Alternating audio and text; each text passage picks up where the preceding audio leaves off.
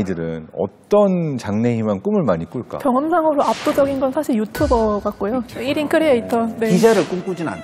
저는 그건 말리고 싶습니다. 유튜브 하는 기자는요? 그것도 말리고 싶습니다. 아무튼 간에 유튜버가 많고 그다음에 뭐 연예인, 아이돌, 건물주. 건물주? 예. 어떻게 보면 일종의 신분, 직업보다는 신분에 조금 가까운 것들도 아이들이 꿈으로 얘기를 하더라고요. 예. 네. 제 학생 중에는 교수님 저는 돈을 많이 벌고 싶다기보다 그냥 돈이 많았으면 좋겠습니다 하고 그래서 돈 많은 백수가 되고 싶은 게 요즘 청년들의 솔직한 마음인 것 같아요. 저도 그렇습니다. 네. 제 아내 그 사촌 그 동생이 있는데요. 그 음악을 좋아해가지고 고등학교 때 밴드도 하면서 막 이제 자신 있게 나 이걸 먹고 살겠다고 녹음을 해가지고 누나한테 이렇게 들려줬대요. 듣고 나서 한마디 했대요. 너 공부해라.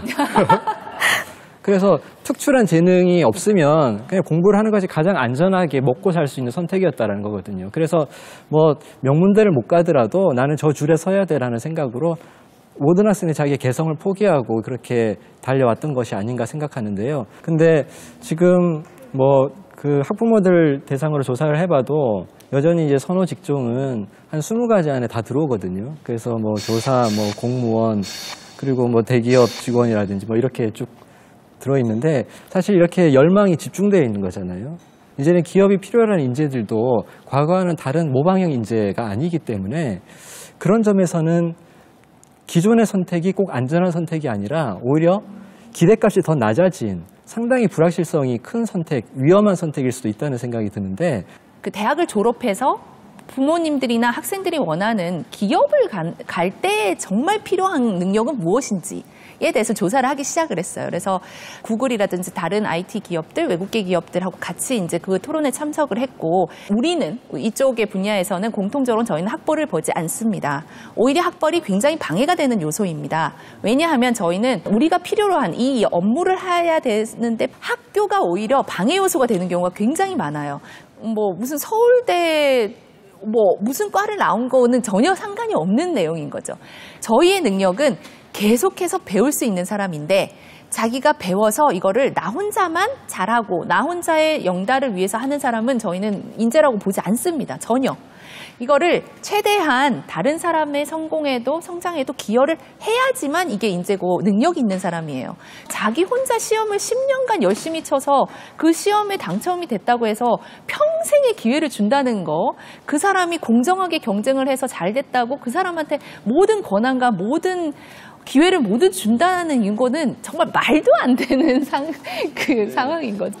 오랜 경험에서 능력의 패러다임의 전환을 얘기해 주셨겠죠. 근데 이걸 보고 계시는 수많은 보호자들은, 이제 학부모들은, 그러니까 일단 마이크로소프트에 들어갈 능력이 필요한 거예요.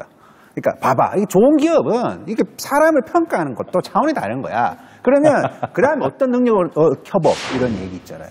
이제 그런 걸 이제 어떻게 증명하느냐에 대한 문제, 이게 한 10수년 전부터 있어 왔다라는 거죠. 그러면서 이제 대학생들이 스펙의 봉사활동 이런 것이 등장하기 시작합니다. 이 봉사활동을 이 태생이 봉사를 하기 싫은 인간도 가야 되는 거예요. 저는 그거 굉장히 폭력적이라고 생각합니다. 그런데 다 가니까 대학에서 해외 봉사활동 동아리를 면접 보고 들어갑니다. 그 해외 기업에 딱 지원을 해줘가지고 어디 가서 우물 파고 하는 거 있거든요. 그림이 아주 좋아요. 그러니까 그 해외 봉사활동 동아리를 들어가는 게 또 다른 경쟁이 되어버리면서 그 순간에 내가 굉장히 뭔가 타인과 소통도 잘하고 지구에 대한 글로벌한 관점도 가지고 있고, 이제 사실상 이게 의도는 이렇게 하지만 그 밑바닥에서는 그러니까 어떻게 하면 돼, 어떻게 하면 돼. 이게 우리 한국인들은 필연적으로 경쟁심을 가지고 있다라는 거죠.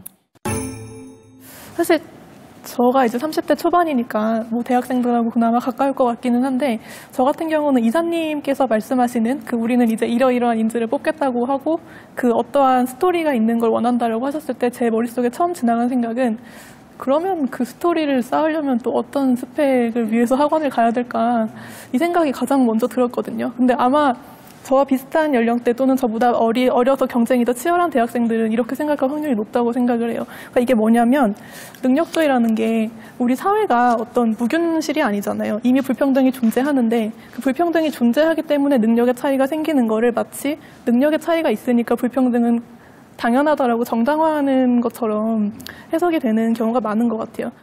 우리가 시행하는 정책, 예를 들어 뭐 적극적 우대 조치라든가 저소득층 학생을 위한 기회균형 전형 같은 거에 대학생들이 상당히 박하고, 그리고 자기가 그런 전형으로 들어왔다는 걸 밝히고 싶어 하지 않아요. 네.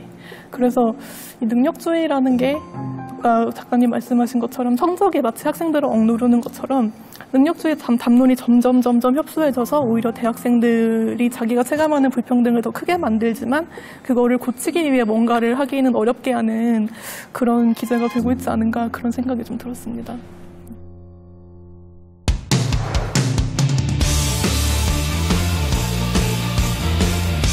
제가 우리처럼 교육열이 아주 높고 그다음에 대입 경쟁이 치열한 홍콩을 출장을 간 적이 있었는데, 거기도 보면 학생들이 사교육도 많이 받고 자살도 많이 하는 나라였거든요. 근데 거기서 이제 2000년부터 교육개혁을 해가지고 바꾼 거는, 그러니까 우리나라로 치면 고등학교 과정을 학점제로 다 바꾼 거예요. 그래서 오전에는 다 4대 필수 과목은 공통으로 듣는데, 오후에는 전부 다 이제 자기들이 원하는 과목들을 선택 과목으로 듣습니다. 그래서 외국어 좋아하는 학생들은 외국어, 과학 좋아하는 아이들은 과학을 집중적으로 듣고요. 그 다음에 나는 고등학교 졸업하고 대학 가지 않고 취업해야 되겠다 하는 아이들은 그 인근에 있는 직업교육기관이라든지 이런 데 가가지고 위탁교육을 받아서 학점을 받아오거든요.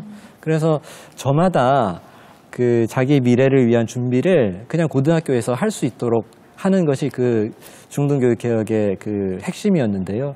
2025년에 우리가 완성을 목표로 하고 있는 고교 학점제가 조금 더 전향적으로 발전적으로 돼서 진짜로 내가 춤에 관심 있는 아이들은 오후에 춤 연습을 할 수 있도록 해주고, 그런 수업을 받을 수 있도록 해주는 공교육. 그리고 이게 과거에는 비용이 너무 많이 들어가지고 힘들었다라고 하면, 지금은 저희 때 100만 명 이상씩 태어났거든요. 근데 작년에 27만 2천 명 태어났어요. 우리 베이비 부모 시절에 태어나셨네. 아, 네.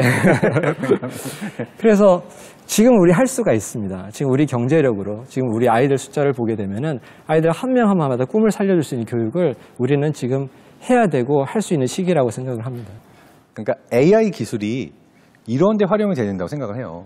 그러니까 우리가 줄 세우기에 누가 1등이고 100등인데 이런 데 자동화를 사용하고 컴퓨터 알고리즘을 사용하는 게 아니라, 누군가가 과학을 잘해요. 그러면은 얘는 이 학년을 통과해도 된다라는 정도를 알고리즘으로 평가해서, 그럼 얘는 3학년 과정을 배우고 4학년 과정을 배우고, 과학은 6학년으로 가더라도 영어는 좀 느리면은 1학년, 2학년대로 같이 배우고, 이러한 평가를 선생님이 다 모든 과목별로 하기는 너무 어려우니까, 이러한 부분에 있어서 알고리즘의 힘이 어떻게 보면은 각자가 가지고 있는 할 수 있는 것들을 더 살려주는 정도의 평가가 시험이고, 줄 세우기가 시험이 아닌 그런 데 이용이 됐으면 좋겠다라는 생각을 합니다.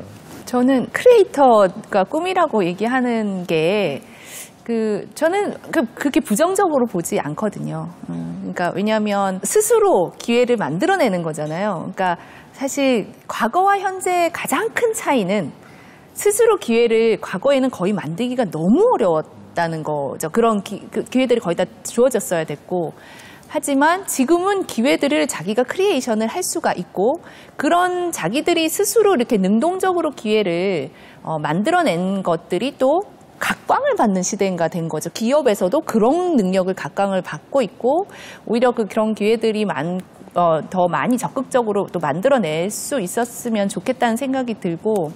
저 같은 경우는 딱 요 포인트를 말씀드리고 싶어요.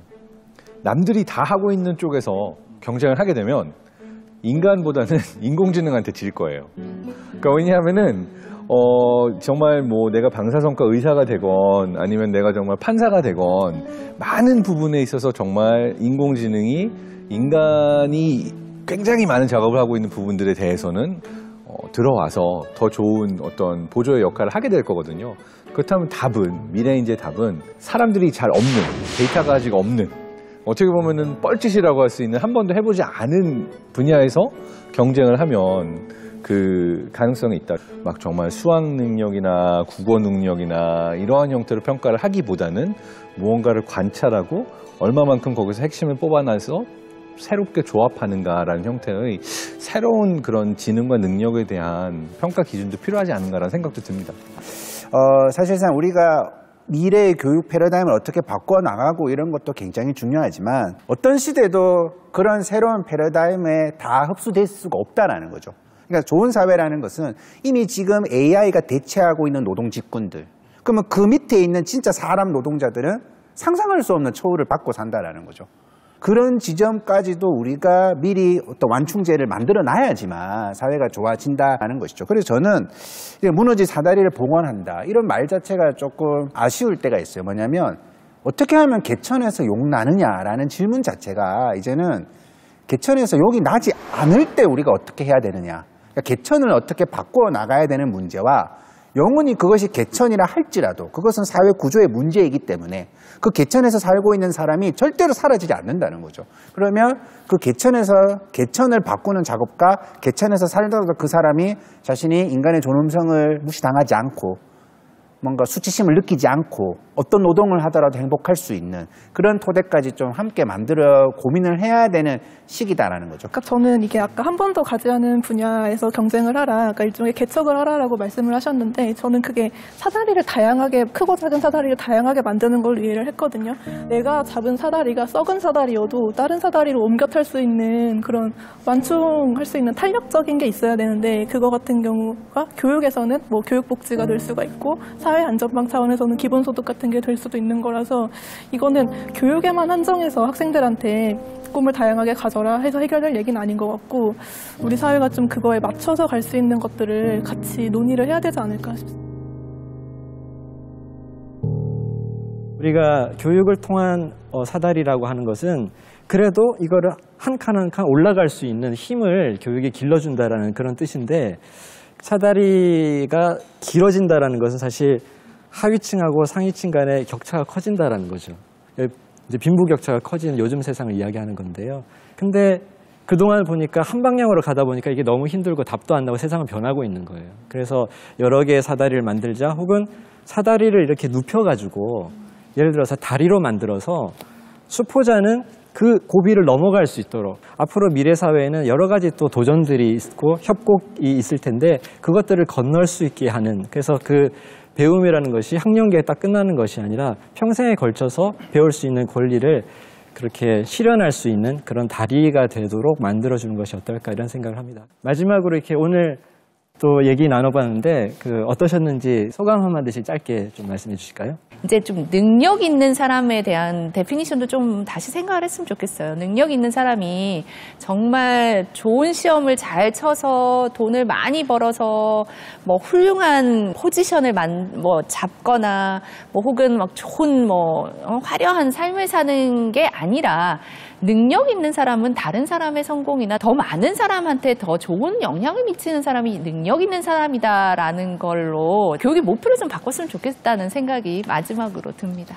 대한민국 헌법 제31조라고 하는 부분에서 가장 중요하다고 생각하는 부분은 교육에 있어서 더 많은 기회를 제공할 수 있는 것이 아닌가. 사회 안전망을 통해서 더 다양한 방법을 통해서 그러니까 모든 사람이 더 많은 행복하게 살 수 있고 건강하게 살 수 있고 내가 뜻한 바를 어느 곳에서나 펼칠 수 있는 기회가 주어져야 된다. 이런 어떻게 보면은 정말 사회 전반에 다 있는 주제 같다고 느꼈고요. 더 많은 이런 이야기가 있었으면 좋겠다라는 생각을 합니다. 다시 우리의 큰 제목인 그 헌법 제31조로 돌아가서 중학생밖에 안 된 학생들이 이게 제대로 지켜지지 않고 있다고 의문을 표한 거가 사실 굉장히 심각하다고 저는 생각을 하거든요. 우리 같은 어른들이 좀 무겁게 받아들여서 가장 기본적이고 협소한 어떤 자신의 권리에 대해서도 학생들이 의문을 품지 않아도 되는 그런 교육 현실이 되었으면 좋겠다는 생각을 했습니다. 저는 처음에 시작할 때 교육 대기획이라고 그랬잖아요. 그래서 항상 교육 옆에 무슨 대자가 붙는 게 저는 항상 좀 싫습니다. 그래서 이제 우리들의 이야기가 또 다른 능력주의를 또 만들어낼 수 있는 이야기로 흘러갈 수도 있지 않았을까라는 우려가 들 정도로 우리는 늘 뭔가 사람들에게 교육적으로 희망을 줘야 된다는 데 좀 굉장히 고정관념을 갖고 있다라는 것이죠. 그래서 우리가 좀 냉정하게 좀 평범하게 살아도 행복할 수 있는 사회가 뭐냐, 좀 특출하지 않아도 행복할 수 있는 사회가 뭐냐, 그런 좀 패러다임을 가질 수 있도록 교육이 작동을 해줘야 되지 않을까 그런 생각을 가져봤습니다. 모든 국민은 평생에 걸쳐 학습하고 능력과 적성에 따라 교육받을 권리를 가진다. 대한민국 교육기본법 제3조입니다. 오늘 능력의 의미를 다시 생각하면서 헌법에 규정된 균등한 교육과 학습의 권리를 또 실질적으로 구현할 방안을 함께 이렇게 고민하는 시간이었던 것 같습니다. 그래서 오늘 또 뜻깊은 자리에 또 좋은 대화 함께 해주신 패널 선생님들과 시청해주신 여러분들께 감사드립니다. 고맙습니다. 감사합니다. 고맙습니다. 감사합니다. 감사합니다.